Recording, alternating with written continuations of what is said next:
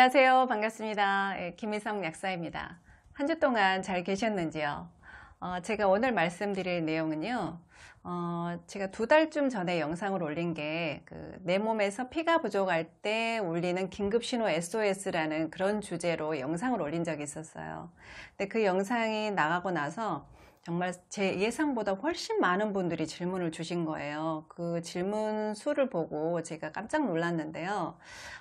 그분들이 대다수 하는 말이 모두 다 거기에 소개된 증상들이 모두 다 내 증상이다. 어떻게 해야 되느냐라는 거죠.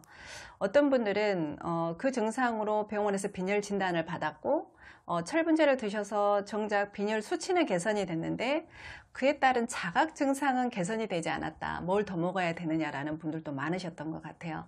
그래서 제가 그 영상 올리고 다음 주쯤에 영상을 바로 올리려고 했는데 생각보다 이런 증상들을 겪고 있는 분들이 많다라는 거죠. 그래서 조금 더 충실하게 답변을 드리는 게 좋겠다라는 생각에 제가 조금 준비를 하다 보니까 그게 좀 늦어진 것 같아요.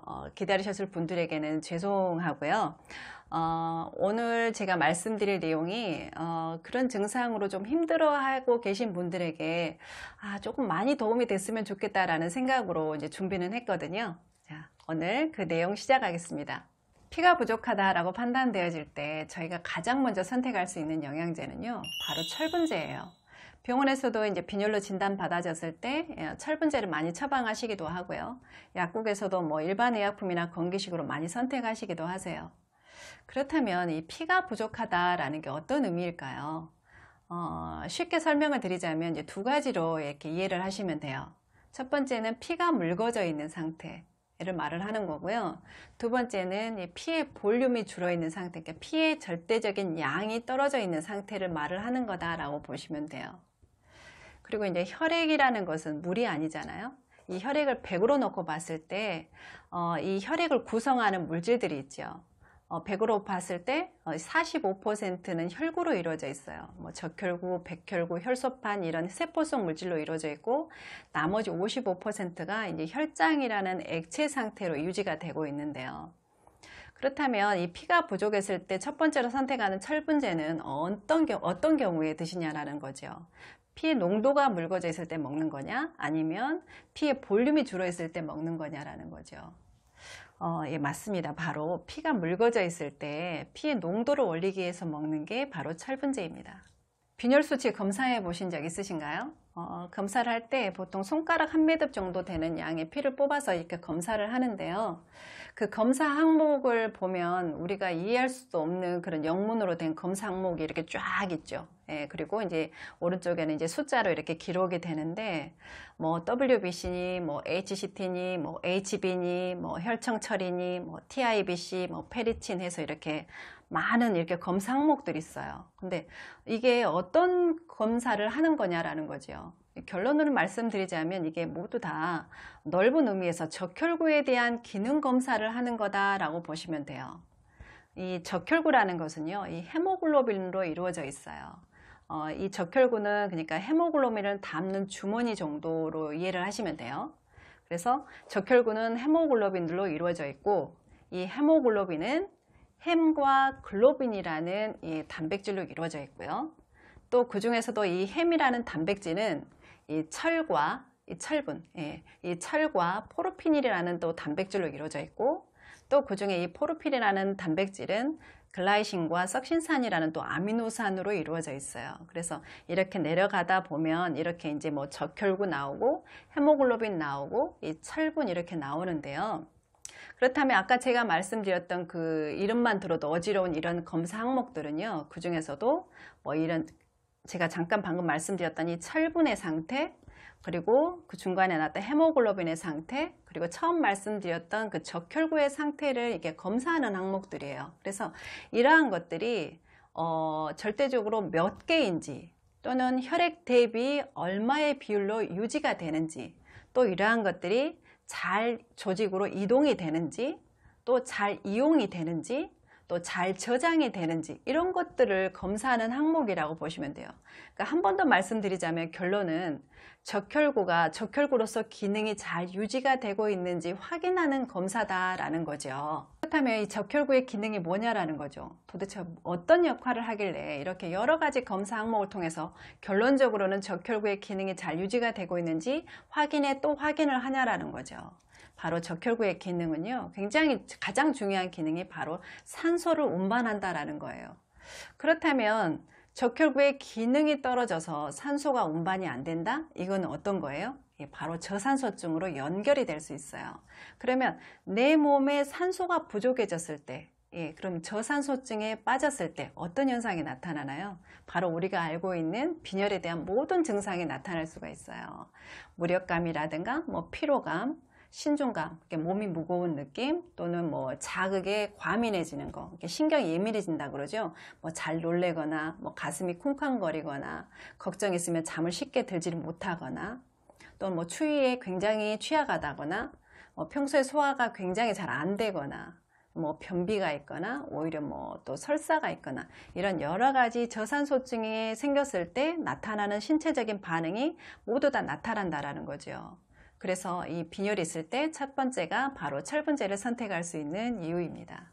제가 조금 전에 말씀드린 것처럼 이 혈액을 100으로 놓고 봤을 때 45%가 혈구로 이루어져 있고요. 55%가 액체 상태인 혈장으로 이루어져 있다라고 말씀을 드렸죠. 그리고 그 45%의 혈구 중에서도요, 거의 대다수, 그러니까 95% 정도는 적혈구로 이루어져 있어요. 그래서 우리가 피를 뽑을 때 빨갛게 보이는 이유가 그 혈구가 대다수가 다 적혈구이기 때문인데요. 그리고 우리가 철분제를 먹는 이유가 그 중에 혈액을 차지하고 있는 일부분인 이 적혈구의 기능을 올리기 위해서 먹는 거다. 그래서 이 철분제를 먹는 것 자체가 이 피가 부족할 때 피를 채워주는 절대적인 충분 조건은 아니라는 거죠. 그리고 이 혈액의 일부분을 채워주는 여러 가지 조건 중에 한 가지다라고 보시면 돼요. 자, 그럼 두 번째 권장 영양소는 뭘까요? 바로 이제 그 혈장 부분 있죠. 이 혈장 부분을 채워줄 수 있는 권장 영양소라는 거죠. 그게 바로 이 복합 미네랄제가 정말 첫 번째 영양소고요. 그 다음 두 번째가 이 아미노산의 공급입니다. 제가 봤을 때는요, 이 현대인들의 식습관을 놓고 보자면 이 피가 부족해지는 원인이 철분제의 부족보다는 이 전해질로 녹아들 수 있는 다른 여러 미네랄군들이 있죠. 이 미네랄군들이 부족해졌을 때 혈액이 훨씬 더 부족해지지 않나라는 생각이 드는데요. 이 혈액의 기능이 제대로 수행이 되기 위해서는 이 혈액의 일정한 볼륨을 유지해야 된다는 거 아까 말씀드렸죠. 즉 다시 말하면 혈액량을 가지고 있어야 돼요. 그 기준이 성인 60에서 70kg 정도 봤을 때 약 5리터 정도의 혈액이 이 혈관 안에 흐르고 있어야 된다는 거죠. 그 5리터 정도가 유지가 돼야 우리 몸은 일정한 혈압을 유지가 될 수 있어요. 그래서 그 혈액의 양이 너무 많아졌을 때는 고혈압이 되는 거고 적어지면 저혈압이 되는 건데 이 혈액의 양이 조절이 돼야 된다는 거죠. 그 조절하는 반응 중에 하나가 바로 이제 삼투압이라는 건데요. 자, 삼투압이라는 게 뭘까요? 우리 고등학교 때 생물 시간에 아마 배우지 않았나라는 생각이 드는데 이 막을 기준으로 했을 때 한쪽의 농도가 높고 한쪽의 농도가 낮으면 이 농도를 맞추기 위해서 이 수분이 이렇게 물이 이동을 하는 거죠. 그러니까 농도가 너무 한쪽이 옅고 높으면 이 농도가 낮은 쪽에서 농도가 높은 쪽으로 이렇게 수분이 이동해서 서로 농도를 맞춰주는 건데 이게 이제 혈관을 기준으로 해서 놓고 이제 적용을 해보자면 이 혈관 내에는 혈액이라는 게 흐르고요. 일정한 농도의 혈액이 흐르고 혈관 외부에는 이제 그러니까 간질액이 어느 일정한 농도로 이제 존재를 하죠. 그랬을 때 일정한 농도가 있어야만이 혈관 내의 액이 성인 기준 5리터로 놓고 보자면 5리터의 혈액이 일정하게 흐를 수 있다라는 거죠. 서로 왔다 갔다 이렇게 했을 때도 5리터 정도의 이제 혈액이 흐른다라는 건데, 그럼 혈관 내부에는 이 혈관의 농도, 그러니까 혈액의 농도를 결정할 수 있는 여러 영양물질들이 녹아 있죠. 우리가 이제 입을 통해서 먹었던 단백질이 분해된 아미노산이라든가, 당이 분해된 포도당이라든가, 미네랄이 녹아든 이온이라든가, 또 알부민이나 글로불린 같은 이렇게 혈장 단백질이 녹아 있어야 일정하게 농도가 유지가 되고, 그래서 이제 일정한 삼투압이 유지가 돼서 조절이 되는 건데, 중요한 것은 여기서 삼투압을 조절하는 정말 절대적인 조건은요, 바로 이온, 이게 이온화된 미네랄에 의해서 이 삼투압이 대다수가 조절이 된다라는 거예요. 약 4분의 3 정도, 그러니까 삼투압 조절의 4분의 4은 이 미네랄이 녹아든 이온에 의해서 결정이 되고 4분의 1 정도는 이 알부민이라는 이 혈장 단백질에서 삼투압이 조절이 된다라는 거죠. 다시 말하면 이 혈액 내에 전해질, 그러니까 이온으로 녹아들 수 있는 이 미네랄이 충분해야 이 혈액의 볼륨, 5리터의 혈액이 유지가 될 수 있다라는 거예요. 그러니까 만약에 이 전해질로 녹아들 수 있는, 그러니까 이 이온, 그러니까 미네랄이 부족하게 되면 어떤 현상이 일어날까요? 농도가 떨어지겠죠. 농도가 옅어지면 어때요? 농도가 옅어지니까 이 수분이 어때요? 혈액 안에 있던 수분이 밖으로 나가버린다는 얘기예요. 왜냐하면 농도가 너무 옅으니까 농도가 높은 쪽으로 이동을 하는 거죠. 삼투압에 의해서. 이렇게 되면 어때요? 혈관의 압력이 줄어드니까 혈액의 볼륨이 줄어드니까 어때요? 혈관의 압력이 줄어들겠죠. 그 말은 뭐예요? 저혈압 현상이 나타난다라는 거죠. 그러니까 아까 말씀드렸던 것처럼 철분 결핍에 의한 빈혈 증상이나 이러한 혈장액의 부족에, 그러니까 혈장의 농도의 부족에 의한 저혈압 증세가 나타날 수 있는 게 바로 피가 부족했을 때 나타나는 거예요. 그래서 이 빈혈에 의한 증세나 저혈압에 의한 증세가 거의 유사하게 나타나죠. 왜냐하면 둘 다 피가 부족했을 때 나타나는 현상이기 때문이에요. 하지만 이제 좀 구분하실 필요는 있고요. 그리고 혈압이 떨어지면 또 어때요? 이 혈장 안에 흐르는 이 영양소가 각 조직으로 전달이 돼야 되는데 혈압이 떨어지니까 어때요? 영양소의 전달이 원활해지지 않을 수 있다라는 얘기입니다. 그래서 이 미네랄의 공급은요, 이 피를 보충하기 위해서는 정말 중요한 게 바로 이 영양소예요. 피가 부족할 때 정말 섭취를 고려해야 될 영양소 중에 하나는요, 바로 소금을 둘 수가 있습니다. 우리 그 소금이라 쓰고 물이라 읽는다 이런 표현 들어보셨나요? 그만큼 우리 몸에서 소금은요, 이 물의 대사에 절대적으로 중요하다라는 건데요. 아까 말씀드렸던 것처럼 이 삼투압에 대한 이 사고를요, 이 전체 우리 몸으로 확장을 한번 해볼까요?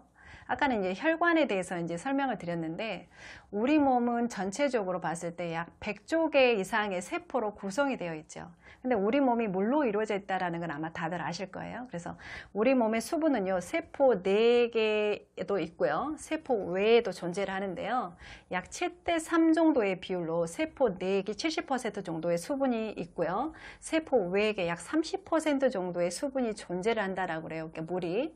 근데 이 세포 뇌액과 달리 이 세포 외액은 또 여러 가지가 이제 되어 있죠. 그러니까 뭐 세포와 세포 사이에 있는 그 세포 간질액, 그러니까 세포는 이렇게 붙어 있는 게 아니라 이 세포 간질액에 의해서 이렇게 약간씩 띄어져 있다라고 보시면 돼요. 그 세포 간질액이 있고 세포 외액 중에 하나가, 그 다음에 그 혈액 내에서 그 혈구를 제외한 나머지 혈장, 이 부분도 세포 외액이죠.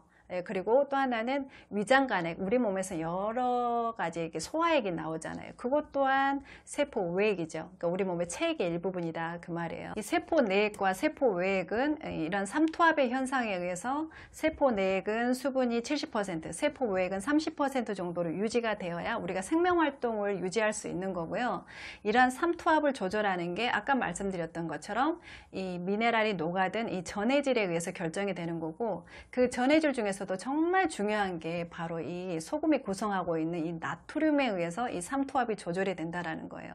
그러니까 이 나트륨이 부족하게 되면 결국은 이 전체적인 세포 외액이 줄어들 수밖에 없는 거거든요. 그러면 혈액이 차지하고 있는 혈장액도 아까 제가 말씀드렸던 것처럼 세포 외액이라고 말씀을 드렸죠. 그러면 혈액의 양이 줄어들고 전체적인 체액의 양이 줄어들기 때문에 우리 몸은 장기적으로 봤을 때 그런 게 유지가 되면 어때요? 탈수 현상이 유지가 되는 거예요. 그러면 저혈압도 올 수 있고 탈수 현상도 올 수 있죠. 그러면 우리가 신체적으로 겪을 수 있는 뭐 저혈압 증세, 탈수 증세, 빈혈 증세가 같이 올 수밖에 없는 거예요. 그런데 요즘 현대인들을 보면요, 많은 분들이 남녀노소 누구나 다 건강에 관심을 갖다 보니까 뭐 저염식이다, 뭐 채식이다, 뭐 소식이다, 뭐 당질 제한식이다 해서 굉장히 많은 시도들을 하고 있고 또 유지를 하고 있는 거에 많으세요. 물론 요즘은 이렇게 뭐 성인병, 뭐 고혈압, 당뇨 이런 게 많다 보니까 저염식을 시도를 해서 건강해지시는 분들도 많으세요. 하지만 제가 오늘 말씀드리고 있는 이러한 어떤 빈혈 증세, 뭐 저혈압 증세, 탈출 증세로 인해서 고통을 받는 분들에게는 이러한 소금을 섭취하는 게 신의 한 수가 될 수 있다라는 거죠. 그래서 이 소금이 부족해지면 체액이 부족해지고, 체액이 부족해진다라는 것은 결국은 탈수와 빈혈로 이렇게 연결이 될 수 있고, 그래서 그런 분들에게는, 이런 마이너스적인 문제가 반복되는 분들에게는요, 정말 소금의 섭취, 미네랄의 적절한 공급은요 정말 중요한 겁니다. 네 번째로 반드시 드셔야 될 것은 뭐냐면요, 바로 따끈한 물입니다. 따끈한 물이라 그러면 약 40도에서 60도 정도의 이제 온수를 드시라는 건데요. 피는 뭘까요? 결국은 물이잖아요. 그러니까 물의 절대적인 공급이 부족하면 아무리 이런 미네랄이 녹아든 전해질이 충분한들, 소금이 충분한들, 철분이 충분한들 무슨 소용일까요? 다 필요 없죠. 결국은 몸은 물이라는 거고, 또 우리가 늙어가는 게 뭘까요? 예, 말라간다라는 거죠. 물이 없어진다라는 겁니다. 다시 말해서 이 수분을 붙잡을 능력이 사라진다는 거죠. 그런 의미에서 물의 섭취는 정말 중요하고요.